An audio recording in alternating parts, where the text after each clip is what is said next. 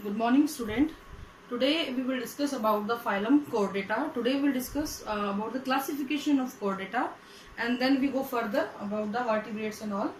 So first of all, कुछ advance feature जो advancement इसके अंदर आई थी, इसके बेसिक फीचर्स की हम लोग बात कर चुके थे लास्ट लेक्चर के अंदर. That is the presence of notochord, nerve cord, pharyngeal gill slits and the postanal tail. These are the specific feature जो किसी ना किसी लाइफ की फेज के अंदर ऑर्गेनिज्म में पाए जाते हैं, उनको हम कोर्डेटा में शामिल कर लेते हैं. ठीक है.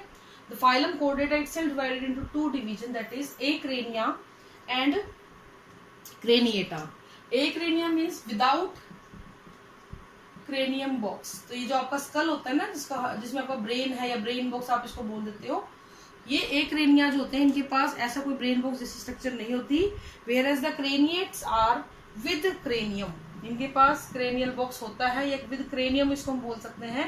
It means acrania do not have the cranium, whereas the craniata और वर्टिब्रेटा हैव द क्रेनियम. ठीक है. इसी बेस पे इनको डिवीजन में बांटा गया है. Now the further acrania is divided into two classes, chordata and cephalochordata. Chordata और ट्यूनिकेट्स एक ही चीज है. सिफेलोकोर्डेटा है पहले जो हम इससे पहले एक और पढ़ चुके हैं, दैट इज हेमिकोर्डेटा. हेमिकोर्डेटा भी बेटा इसी के अंदर रखा गया था पहले, बट क्योंकि उसके अंदर जो स्टोमोकोड थी वो पजल हो गया था, या वो लोग कंफ्यूज हो गए थे कि वो नर्व कोड है, इसलिए यहाँ पे रख दिया गया था. बाद में उसको यहाँ से क्या करके रिमूव करके एक अलग फाइलम बना दिया गया था.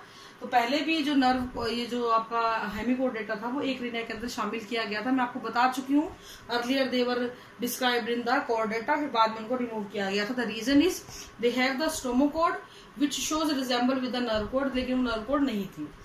इसी तरीके से अगर हम क्रेनिएट्स की बात करें, they are of two type, agnatha and gnathostomata. Agnatha means होता है बेटा विदाउट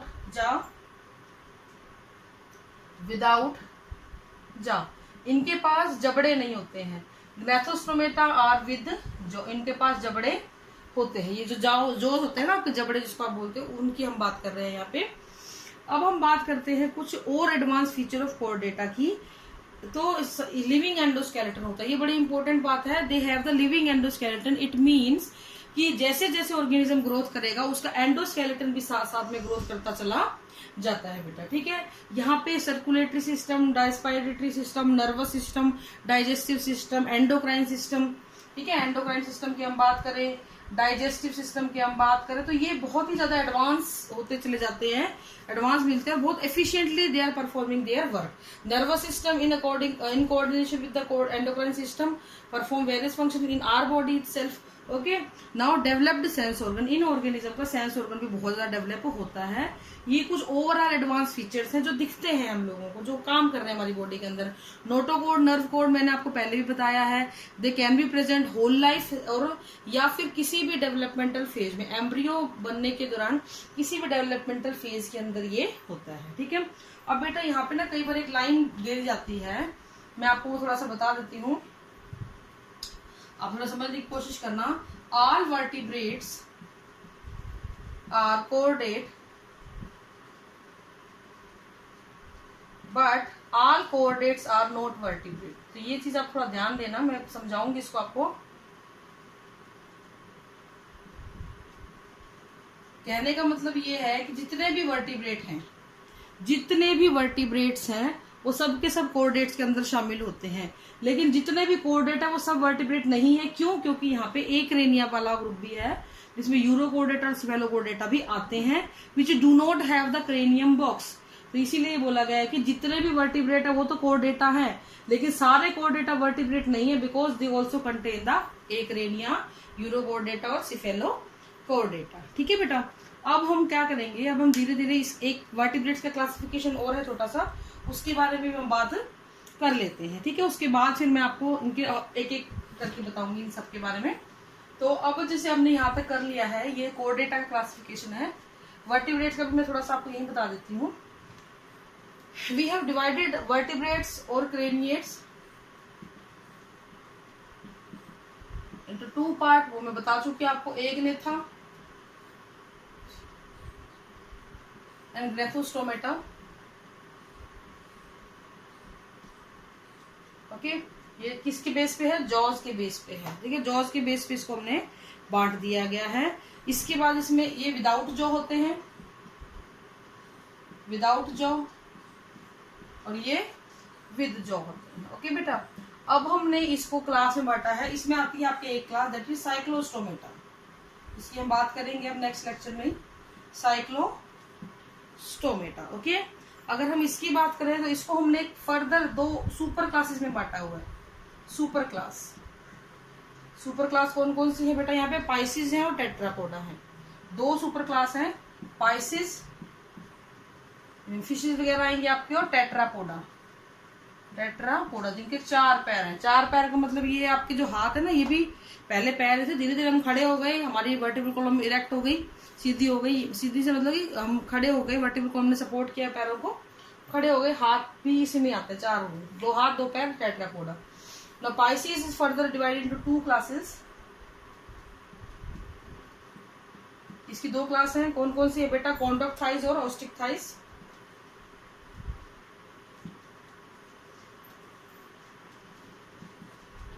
और ऑस्टिक थाइस, ठीक है। इसी तरीके से टेट्रापोडा को 4 भागों में बांट दिया गया है, 4 क्लासेस में, सॉरी। ठीक है, एम्फीबिया, रेप्टाइल, एविज और मैमेलिया। एम्फीबिया, रेप्टाइल, एविज और मैमेलिया। इस तरीके से हमारा वर्टिब्रेट्स का भी क्लासिफिकेशन हो जाता है। वर्टिब्रेट्स को हम लोग वर्टिब्रेट्स को बोलते हैं गिल्लेट क्रेनिया, क्रेनियम। ओके, इस तरीके से हमने इनको बांट दिया है अलग अलग क्लासेस, सुपर क्लासेस के अंदर। अब हम सबसे पहले बात करेंगे बेटा प्रोटोकोर्डेटा की या एक्रेनिया की। ठीक है, छोटे छोटे है ये, इनमें कोई बहुत ज्यादा कुछ नहीं है। तो first of all will discuss protochordata. Protochordata में आपके आते हैं बेटा सिफेलोकोर्डेटा और यूरोकोर्डेटा। ओके, तो इनको प्रोटोकोर्डेटा जो है, इनको प्रिमिटिव कोर्डेट्स भी बोल देते हैं, यानी ये बहुत एडवांस नहीं है लेकिन काफी हद तक ये डेवलप हो चुके हैं। इनको प्रिमिटिव कोर्डेटा भी बोल देता है। प्रोटो मीन्स प्रिमिटिव, कोर्डेटा आपको पता ही है। ठीक है, इसके अंदर हमारे पास 2 हैं, यूरोकोर्डेटा और सिफेलोकोर्डेटा। यूरोकोर्डेटा को मैं सबसे पहले एक्सप्लेन करती हूँ। एक्सक्लूसिवली मराइन होते हैं ये सबसे इंपॉर्टेंट चीज है इनकी, समुद्रों में ही पाए जाते हैं। एक्सक्लूसिवली मेराइन, समुद्रों में ही पाए जाएंगे।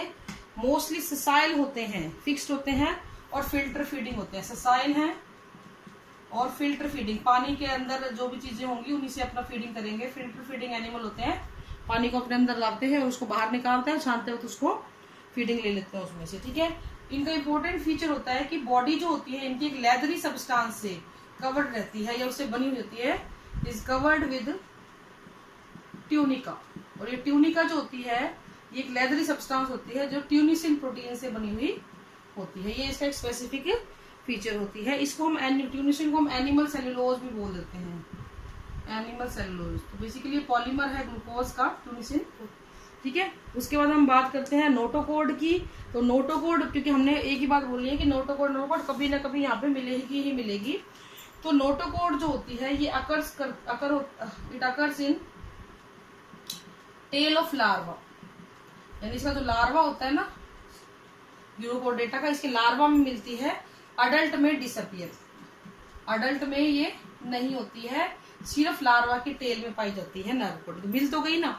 इसी तरीके से अगर हम नर्व कोड की बात करें, ये भी लार्वा में प्रेजेंट होती है।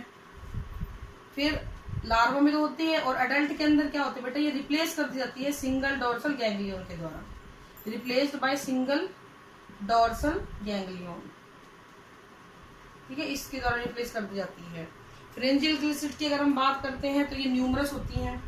फ्रेंजियल ग्लिसिड काफी ज्यादा मात्रा में पाई जाती हैं अडल्ट के अंदर।